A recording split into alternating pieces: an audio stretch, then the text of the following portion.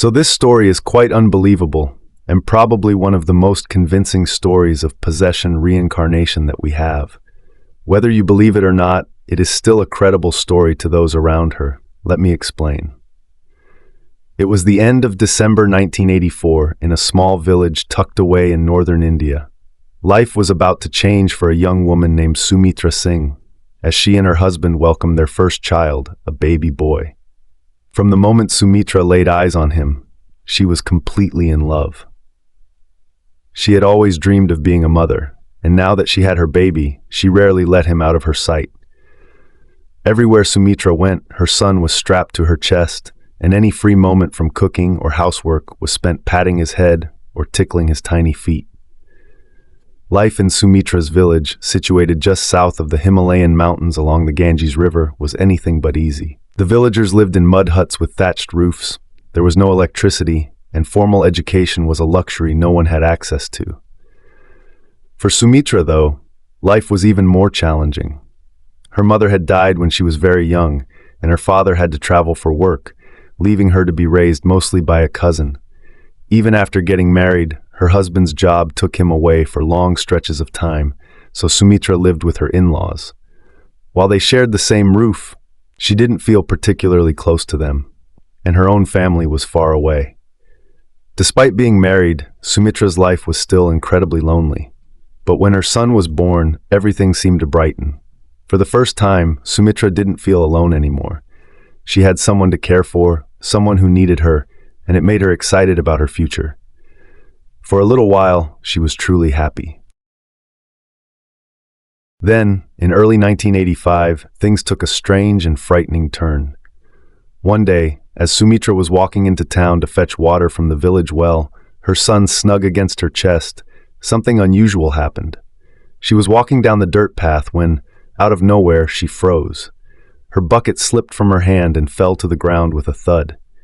Villagers nearby, startled by the noise, turned to see Sumitra standing completely still, like a statue. One of the villagers, concerned by her strange behavior, approached her and asked if she was okay. But Sumitra didn't respond. She remained rigid, her body locked in place.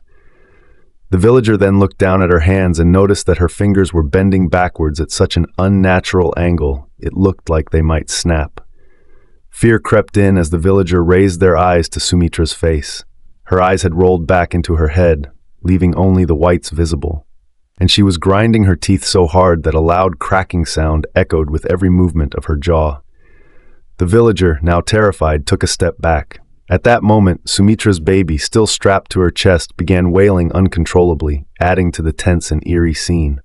Other villagers, noticing the commotion, began to gather around, unsure of what to do as they stared at Sumitra, frozen in this grotesque pose. Then, just as quickly as it had begun, it stopped. Sumitra shook her head slightly, blinked a few times, and snapped back to reality. She seemed confused and disoriented as she realized her son was crying and there was a crowd of people surrounding her. Embarrassed and completely unaware of what had just happened, Sumitra quickly picked up her water bucket, cradled her son, and hurried off to town. When she returned home, Sumitra didn't mention the incident to anyone. She couldn't even remember what had happened. She told herself it must have been due to exhaustion from taking care of a newborn, or maybe just stress. Whatever it was, she convinced herself it was a one-time thing. But a few weeks later, it happened again. This time, Sumitra's father-in-law found her standing rigid in the kitchen, her hands once again bent backward, her eyes rolled back, and her jaw locked in a grinding motion. He shook her and tried to snap her out of it, but for nearly 10 minutes, Sumitra remained frozen. When she finally woke up, she had no memory of what had just happened. By May of 1985, about 5 months after Sumitra's first trance, things had only gotten worse. She was slipping into these bizarre episodes nearly every day, and each one seemed to last longer than the last. Sometimes, these spells would stretch on for hours. But it wasn't just the frequency that was alarming. What was happening during these trances had taken a disturbing turn. Sumitra had begun to speak during these episodes. Her voice would come out in strange, desperate cries, pleading for help. She would scream that her head was being crushed and that someone needed to save her. Then her voice would suddenly drop to a whisper as she muttered, "All I can see is darkness." Her family was at a loss. They called the local medicine man to examine her, but he couldn't figure out what was wrong. Physically, Sumitra seemed perfectly healthy. Aside from the trances, there wasn't a single thing out of place. Then, on July 16, 1985, about 6 months into these trances, Sumitra fell into another episode. This time, she calmly stated, "In 3 days, I'm going to die." By now, Sumitra was terrified of whatever was happening to her. She was exhausted, both physically and emotionally, and her family was too. Sumitra had even stopped caring for her baby boy, who was now about 8 months old. She was too scared that she might fall into a trance while holding him and accidentally hurt him. Her mother-in-law had taken over most of the childcare duties, and Sumitra's husband, who had been the family's main breadwinner, had to stop traveling for work to stay home and help. Then came July 19, 1985, the day Sumitra had predicted she would die. That morning, Sumitra woke up determined to make it through the day without putting herself in harm's way. She avoided cooking because she didn't want to be near the fire. She didn't go near any ledges or stairs, fearing she might fall during one of her spells. Most importantly, she kept her distance from her son to ensure he stayed safe. As the day wore on and nothing happened, the family started to relax. Sumitra's mother-in-law began preparing dinner, and Sumitra, feeling a little more at ease, decided to step outside for some fresh air. While she was out there, she spotted a close friend across the road and waved. Her friend smiled and began walking toward her, but just as they were about to greet each other, Sumitra froze. Her eyes rolled back, her hands clenched into rigid fists, and she slipped into one of her trances. Her friend, by now accustomed to Sumitra's episodes, wasn't initially alarmed. She had seen this happen plenty of times before. But then, something new happened. Sumitra raised her hands to her forehead, something she had never done during her trances, and began clawing frantically at the air above her head. Her breathing became loud and labored, and her friend, now panicking, rushed over to help. But there was nothing she could do. Sumitra continued clawing at the sky, gasping for breath, before suddenly dropping her hands back down to her sides. Then a low, rattling moan began to escape from her throat. It was an eerie, constant sound that grew deeper and deeper until her voice cracked. Then, all at once, Sumitra went completely still.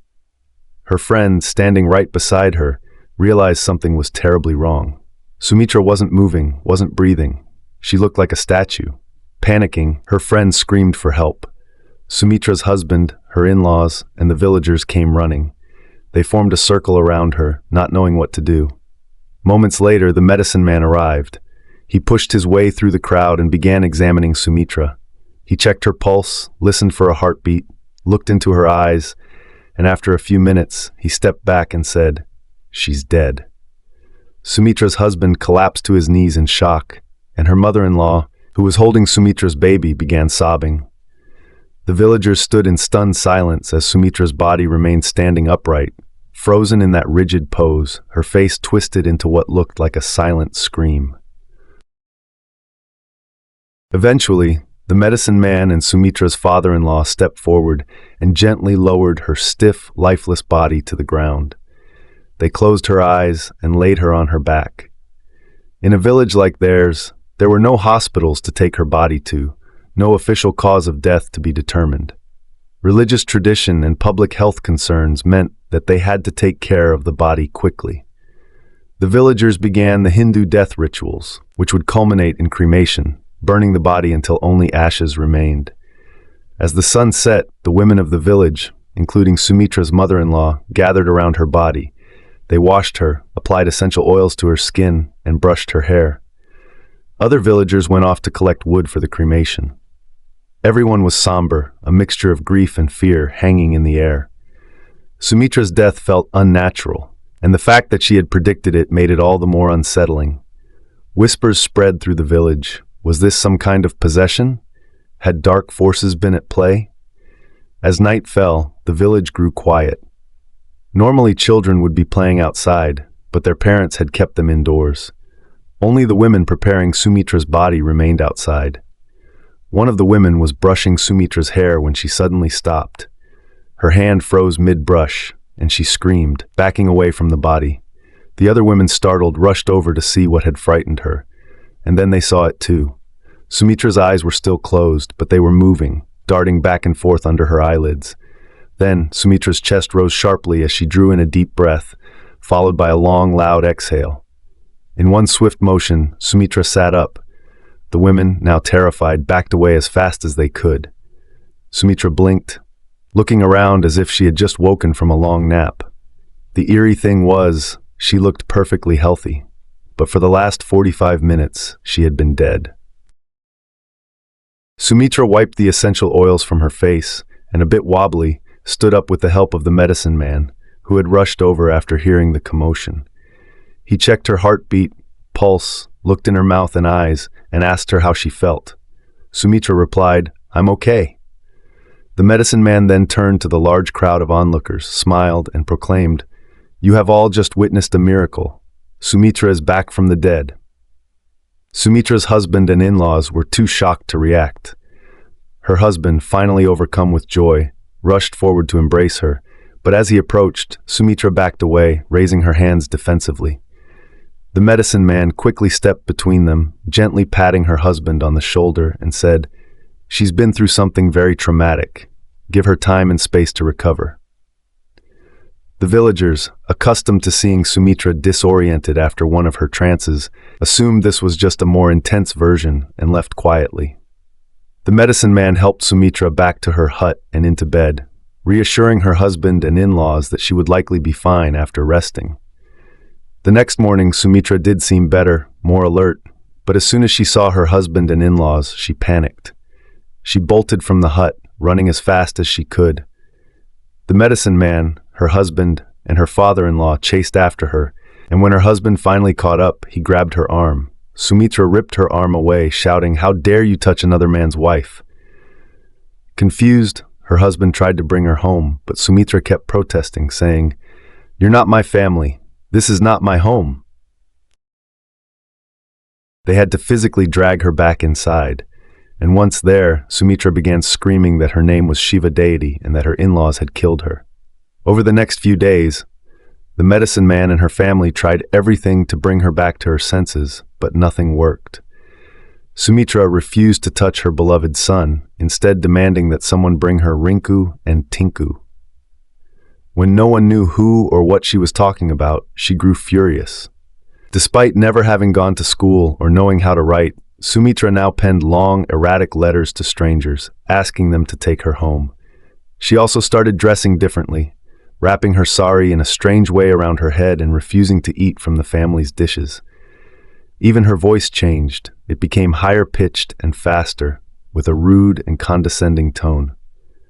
Eventually, the villagers and Sumitra's family resigned themselves to the belief that when she had died for 45 minutes, she had suffered either brain damage or a psychological break.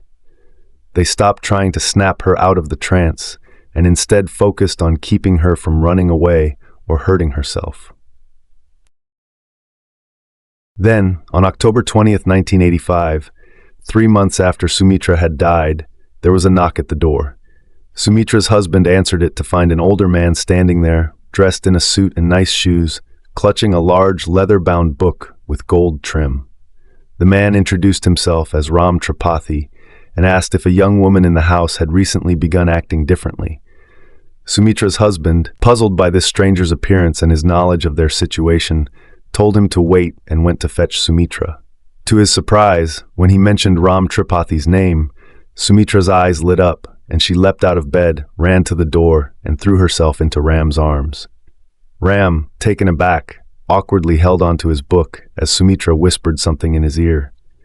Whatever she said seemed to upset him, and he recoiled, glancing at Sumitra's husband with confusion. Ram then asked Sumitra, "What's your name?" With a look of anger and betrayal, Sumitra responded, "My name is Shiva deity." Ram Tripathi gestured for them to sit on a low wall outside the hut, and as they sat, he opened his book, revealing a collection of photographs. He pointed to a picture and asked Sumitra if she could identify the people in it. Without hesitation, Sumitra correctly named each person. all of whom were strangers to her husband. Ram turned the page and repeated the process, and again Sumitra named everyone correctly. Finally, Ram pointed to a photo of one person and asked if Sumitra knew who it was. Sumitra paused, her breathing quickening, and then said, "I know who that is. That's my sister-in-law, and she killed me by hitting me over the head with a brick." At this, Ram dropped the book and embraced Sumitra as she had embraced him earlier. They wept together, and when they separated, Ram invited Sumitra's husband inside to explain everything. Ram told the family the incredible story of Shiva deity, the name Sumitra had been insisting was her own for months. Shiva had been a wealthy, educated woman from a city 60 miles away, with 2 young sons. In May of 1985, Shiva had a violent altercation with her in-laws, and her body was later found on train tracks, her head bashed in. Her in-laws claimed it was suicide, but her family believed she had been murdered. Ram was Shiva's father, and when he heard rumors of a woman claiming to be his daughter, he came to see if it was true. Sumitra's knowledge of Shiva's life, the names of people in the photographs, and even details of how Shiva had died, convinced Ram that his daughter's spirit had reincarnated into Sumitra. Even Sumitra's new accent, her strange way of wrapping her sari, and her refusal to eat from the same dishes as her family matched Shiva's behaviors.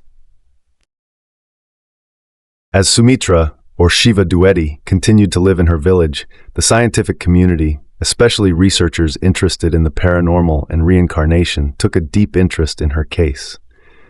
Among them were scientists from the University of Virginia, particularly Dr. Ian Stevenson, a psychiatrist who spent decades studying cases of reincarnation worldwide.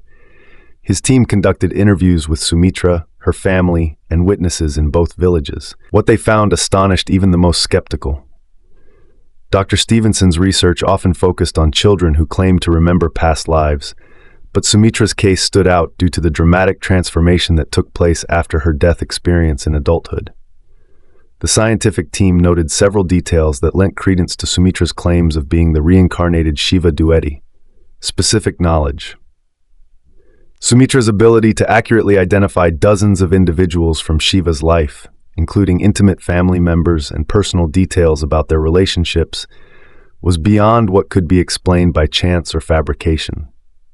This was especially compelling given that Sumitra had never left her village, had no formal education, and lived in an area where her interactions were limited to close-knit villagers. Personality changes. After returning to life, Sumitra's demeanor and habits radically changed. The shift in her voice, her newfound arrogance, and her insistence on particular behaviors like the wrapping of her sari and refusal to use family dishes mirrored Shiva's lifestyle, which was markedly different from Sumitra's pre-death life. This drastic change from rural villager to a sophisticated urban woman was jarring for those around her. Psychosomatic reactions. There was also physical evidence to suggest a connection. For instance, the scar on Sumitra's foot, which she obsessively inspected, was unexplained. Some researchers speculated that it might correlate to a trauma from Shiva's life, though this was never conclusively proven. Shiva's murder. The accusation that Shiva's in-laws killed her with a blow to the head aligned eerily with the physical evidence of a head injury on Shiva's body before cremation. This accusation was backed by Sumitra's vivid description of the event, despite the fact that these details were known only to a few people close to Shiva's family. The in-laws' quick decision to cremate Shiva's body further clouded the investigation, as key forensic evidence was lost. As for whether this was a hoax, the conclusion by those who investigated, particularly Dr. Stevenson and his team, was that there was no apparent motivation for deception. Sumitra's family had no financial or social incentives to perpetuate such a story. Furthermore, the complexity of the knowledge Sumitra demonstrated, her behavioral changes, and the emotional reactions from Shiva's family suggested that something genuinely unexplainable had occurred. The University of Virginia team left India convinced that this case represented one of the strongest arguments in favor of reincarnation, or, at the very least, an extraordinary psychological phenomenon. However, as is the case with most supernatural or extraordinary claims, skepticism remains.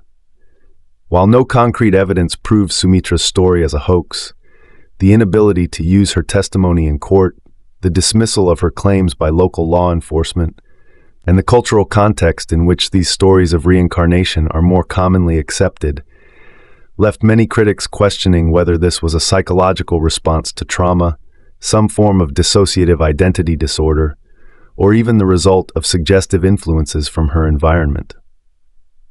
Ultimately, despite the compelling evidence from researchers and the deeply emotional reactions from Shiva's family, the mystery of Sumitra's transformation was never fully resolved. After the police investigation hit a dead end, and without a body or further forensic evidence, Shiva's murder remained unsolved, and her in-laws continued to deny any wrongdoing.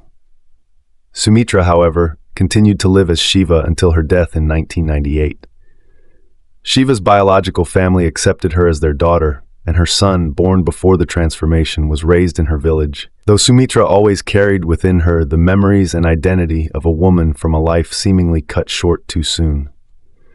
This case remains one of the most thoroughly documented and scientifically investigated reincarnation stories, standing as a testament to the power of belief, memory, and the mysteries that surround human consciousness. So let me know what you think of this story. Was it a hoax or an actual possession/reincarnation? And if you could, please hit that like button if you would like more stories like this, as it helps to push these videos out. Thanks. On October 4th, 2017, 61-year-old Tedeteke Kotsi, a father of 6, arrived at a hospital in Stellenbosch, one of South Africa's wealthiest towns. Tedeteke, who lived nearby with his family, had been dealing with persistent stomach issues for months, and that day, he was finally set to undergo abdominal surgery to address the problem. After checking in, it wasn't long before Tedeteke was wheeled into the operating room, where surgeons began their work. The procedure took several hours, and by the time it was done, Tedeteke was moved to a recovery room. The plan was for him to stay there for a couple of days so the medical staff could monitor him and ensure there were no post-surgery complications. The afternoon of October 4th was relatively uneventful for Tedeteke. He was sore from the surgery and couldn't do much because of the fresh incisions on his stomach. So, like many patients in his situation, he spent most of the day lounging in bed, watching TV, and resting. At some point, family members came to visit, lifting his spirits. Despite the discomfort, Tedeteke was in good humor, and the staff were optimistic that the surgery had been a success. Fast forward to the early hours of the next morning, October 5th, around 5:15 a.m. A nurse came into Tedeteke's room to check on him. When she entered, she found him awake and alert. He seemed totally fine, chatting briefly with her. After their short conversation, the nurse told Tedeteke she'd grab some fresh linens to make his bed more comfortable. He nodded in appreciation, and the nurse stepped out into the hallway. After grabbing the linens, she returned to the room just moments later. But when she stepped inside, Tedeteke was gone. His bed was empty. At first, the nurse didn't panic. She assumed Tedeteke had gone into the ensuite bathroom as the door was shut. Calmly, she proceeded to change the sheets on his bed, expecting Tedeteke to come out any second. But minutes ticked by, and there was no sign of him. She found herself staring at the bathroom door, waiting for it to open. The nurse, a bit confused by Tedeteke's absence, decided to knock on the bathroom door. She called out, "Hey, is everything okay in there?" but got no response. A little concerned now, she gently tried the handle, and to her surprise, it was unlocked. She announced that she was coming in, cracked open the door, and the bathroom was empty. Her heart skipped a beat. Whipping her head around, she scanned the room. Tedeteke wasn't on the bed, under the bed, or anywhere in sight. Where on earth could he have gone? She stood there, trying to make sense of it. The only door out of the room was the one that led into the hallway, the same one she had just gone through to fetch the linens. If Tedeteke had somehow gotten up and bolted out of the room, surely she would have seen or heard him. After all, she'd only been gone for a few seconds, and given his condition, it wasn't like he could have just sprinted away. He could barely stand, let alone walk or run. Totally baffled, the nurse left the room and notified her colleagues. The hospital staff quietly began searching the grounds, but they did so without alerting Teteteke's family or calling the police. It's unclear whether they didn't think it was an emergency and assumed they'd find him soon, or if they were just too embarrassed to admit they had somehow lost a patient. Regardless, the hospital spent the entire day of October 5th searching for Teteteke. And then the next day, October 6th, the staff again combed through the hospital, searching every nook and cranny. But still, nothing. Teteteke had seemingly vanished into thin air. It wasn't until October 7th, 48 hours after Teteteke disappeared, that the hospital finally reached out to his family. They casually asked, "Is Teteteke home with you?" To which the family, understandably confused, replied, "No, he's supposed to be with you." The hospital then dropped a bombshell. "Well, he left 2 days ago, and we don't know where he is." The family was horrified. Not only had they been left completely in the dark for 2 whole days, but they also discovered that the hospital hadn't even contacted the police yet. Outraged, the family themselves reached out to the authorities, who later met them at the Stellenbosch hospital to begin a very public search for Teteteke. For days, the police and hospital staff searched both the building and the surrounding areas, but it was like he had vanished off the face of the earth. Eventually, the search began to lose steam, and Teteteke's devastated family was left with no answers, no leads, and no idea what to think or do. Then, on October 20th, 15 days after Teteteke had gone missing, there was a breakthrough. A construction crew was doing renovations at the hospital when one of the workers had to climb up into the ceiling space of one of the floors. This area, much like an attic, was tight and cramped, a space only accessible to workers or authorized personnel. It was certainly not a place the public would ever have a reason to be. As the worker crawled through the dim, dusty space with his headlamp on, something caught his eye. He turned his head, and the beam of his light illuminated a figure, someone sitting in the far corner of the ceiling. It was Teteteke. He was dead. The discovery left everyone in shock. How had Teteteke ended up in such a restricted, difficult-to-reach area? The hospital had no answers. The entrance to the ceiling space was obscure and hard to find, and even if Teteteke had somehow managed to locate it, climbing into the ceiling would have been nearly impossible for him. After all, he was recovering from major abdominal surgery, barely able to sit up, let alone climb or crawl. Then, things got even stranger. The hospital conducted an autopsy, but the full report was never made public. However, Teteteke's family later had a consultation with the hospital and shared with reporters what they had been told. According to the family, the hospital revealed that Teteteke had not died from any complications related to his surgery. In fact, they strongly implied that he hadn't died of natural causes at all. Something had happened to him, something unexplained, and that's what killed him. Perhaps the most chilling detail of all?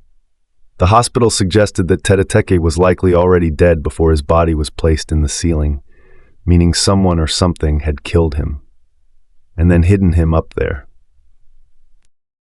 Now, the family's account of what happened to Teteteke, based on their discussions with the hospital, continued to leave everyone baffled. The hospital, on the other hand, kept their official statement brief and unhelpful, merely claiming that they had cooperated fully with the family, but that they didn't really know what had happened to him. As strange as Teteteke's case was, things were about to get even more bizarre.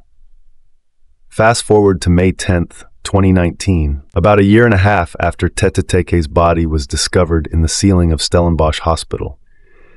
In another hospital, this time in Durban, South Africa, another wealthy and well-regarded city, a 53-year-old father of 4 named Sandile Sa arrived for treatment. Sandile was a builder by trade, and he had been working on a house when he suffered a terrible fall, breaking his femur, the large bone running from the hip to the knee. Now, breaking a femur is no small injury. It's the largest bone in the human body, and when it breaks, you're not walking at all. Sandile needed assistance just to hobble his way into the hospital in Durban, and once there, he began receiving care for his injury. 2 days later, on May 17th, Sandile was still recovering in the hospital when his cousin came by to visit him. The cousin later said that Sandile seemed perfectly fine, chatting normally and telling him about his upcoming treatment. Apparently, after the cousin left, Sandil was scheduled to be transferred to another nearby hospital for an X-ray of his leg and a consultation with a different orthopedic surgeon. It all sounded routine. However, after the cousin left, something strange happened.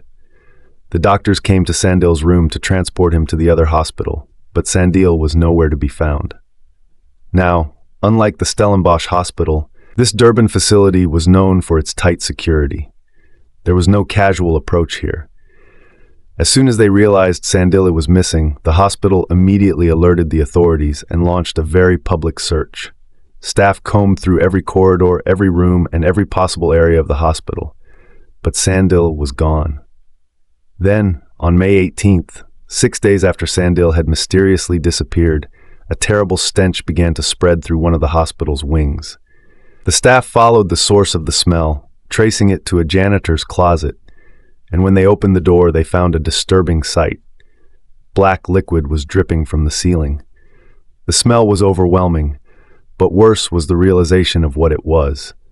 The liquid was coming from Sandila's decomposing body, hidden in the ceiling. An autopsy on Sandil was quickly performed, but at this point, the situation was almost too strange to comprehend.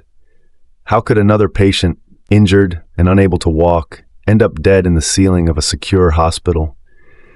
It was an eerie echo of Teteteke's case, and the parallels left many people questioning if something sinister was happening in these hospitals. Despite the public interest, the results of Sandale's autopsy have never been made public. Even more mysteriously, Sandale's family has remained silent, choosing not to comment on the findings. To this day, all we know is that in a span of just 2 years, 2 seemingly ordinary South African men, both severely injured and barely able to walk, let alone move freely, managed to disappear from their hospital rooms without a trace. And not only that, they both ended up dead in the ceiling of their respective hospitals, found only after a stench led staff to their decomposing bodies. The idea that either man, especially in their fragile states, could have snuck out of their rooms, completely undetected by staff, and somehow scaled their way into the hospital ceilings. Well, it sounds absurd. The physical impossibility alone raises countless questions. Yet, this is the official story, or at least the lack of any official explanation leaves room for it. There are many who believe something far darker is at play. Some think both Teteteke and Sandile were victims of foul play, that someone or some group murdered them and then hid their bodies in the ceilings to avoid detection. After all, how could 2 men in such a weakened state climb up there by themselves? Then there are those who subscribe to more outlandish theories. Some claim these cases are examples of a phenomenon known as spontaneous teleportation, the hypothetical and highly debated idea that humans can suddenly vanish and reappear in an entirely different location without any logical explanation. Could Teteki and Sandil have mysteriously teleported into these impossible places, leaving no clue as to how they got there? Of course, these are just theories, none of them proven. For now, the deaths of Teteteke Kotsi and Sandile Sa remain unsolved mysteries, with no official explanation from the authorities, the hospitals, or the families. As bizarre and unsettling as these cases are, the lack of answers leaves us only with speculation and the nagging feeling that we may never truly know what happened to these men. So, as it stands, it's up to you to decide what you believe. Ellen Ray Greenberg was born on June 23, 1983, in New York City to loving parents Joshua and Sandy Greenberg. From a young age, Ellen had a passion for education and dreamed of becoming a teacher. She pursued her dream with dedication, graduating from Penn State University with a degree in communications before obtaining her teaching credentials from Temple University. Her friends and family often described her as warm, compassionate, and hardworking, with an innate ability to connect with children. She was known for her love of family gatherings and cherished days spent with those she loved most. By 2011, Ellen had fulfilled her dream of becoming an educator and was working as a first-grade teacher at Juniata Park Academy in Philadelphia, where she was beloved by her students and colleagues alike. Teaching brought Ellen immense joy, and her parents often recalled how her face would light up when she talked about her students. She lived in the Manayunk neighborhood of Philadelphia with her fiancé, Samuel Goldberg. To those close to her, Ellen seemed to be building a life she loved, professionally thriving and planning her wedding. However, behind closed doors, there were signs of trouble. According to reports from family and friends, Ellen's relationship with Sam was not always as happy as it appeared. Allegations surfaced after her death that Sam had been emotionally abusive toward her, though no formal accusations were made during her lifetime. On January 26, 2011, Philadelphia was hit by a massive blizzard, and Ellen left work early to return home. That evening, at approximately 6:40 p.m., her life came to a tragic and mysterious end. She was found dead in her apartment by her fiancé after he claimed to have returned from the gym. Sam said he found the door locked from the inside and had to break it down to get in. When he finally entered the apartment, he discovered Ellen lying on the kitchen floor with a knife lodged in her chest. She had suffered 20 stab wounds, 10 to the back and neck, and others to her chest, abdomen, and arms. When the police arrived at the scene, the circumstances surrounding Ellen's death immediately raised questions. There were no signs of a struggle, and the apartment was locked from the inside, leading investigators to initially consider the possibility of suicide. However, the violent nature of her injuries, particularly the stab wounds to her back and neck, made the suicide theory seem implausible to many. Ellen had no history of self-harm or suicidal behavior, and her family vehemently rejected the notion that she would take her own life. An autopsy revealed additional troubling details. Ellen had 11 bruises on her arms, abdomen, and legs, many of which were in various stages of healing, suggesting a history of abuse. Despite this, the Philadelphia Medical Examiner's Office controversially ruled her death as a homicide following the autopsy, only for the Philadelphia Police Department to push back, stating that it was still being viewed as suspicious. Then, in a surprising move, the medical examiner changed the cause of death to suicide in February 2011, sparking outrage and confusion among Ellen's loved ones. Ellen's family refused to accept the suicide ruling and embarked on a decade-long quest for justice. In 2019, a front-page investigative report by the Philadelphia Inquirer brought renewed attention to the case. Renowned forensic pathologists including Cyril H. Wecht and Henry Lee examined the case and expressed serious doubts about the suicide ruling. Dr. Wecht, famous for questioning the single bullet theory in the JFK assassination, stated that the case was strongly suspicious of homicide. Dr. Lee echoed these sentiments, noting that the pattern and number of stab wounds, as well as bloodstain evidence, aligned more with a homicide than a self-inflicted act. The most disturbing element of the case was the nature of Ellen's injuries. Dr. Wayne K. Ross, an expert hired by the Greenberg family, explained that some of the stab wounds were so severe they penetrated Ellen's spinal cord and brain, injuries that would have made it physically impossible for her to continue stabbing herself. However, the Philadelphia Medical Examiner's Office persisted in its suicide ruling, despite conflicting evidence. Photogrammetry, a technology not available at the time of Ellen's death, was used to create a 3D reconstruction of her wounds, further supporting the theory that not all of the stab wounds could have been self-inflicted. This bolstered the family's belief that Ellen was murdered. In 2019, Ellen's parents filed a civil suit against the Philadelphia Medical Examiner's Office and the pathologist who conducted the autopsy, seeking to have the manner of death changed to homicide, or at least undetermined. Their legal efforts gained traction, and in 2022, the Chester County District Attorney's Office reopened the case after the Pennsylvania Attorney General's Office stepped down, citing a potential conflict of interest. In July 2024, the Pennsylvania Supreme Court agreed to review the case, offering a glimmer of hope to Ellen's family that the truth may finally come to light. The case of Ellen Rae Greenberg remains a deeply troubling mystery that continues to captivate the public's attention. While the official cause of death remains suicide, the evidence, 20 stab wounds, injuries to the brain, and the locked apartment door, paints a far more complex picture. Ellen's family has fought tirelessly for justice, insisting that their daughter was murdered and that the case was mishandled from the start. Many forensic experts who have reviewed the case agree with the Greenberg family, suggesting that the evidence points more toward homicide than suicide.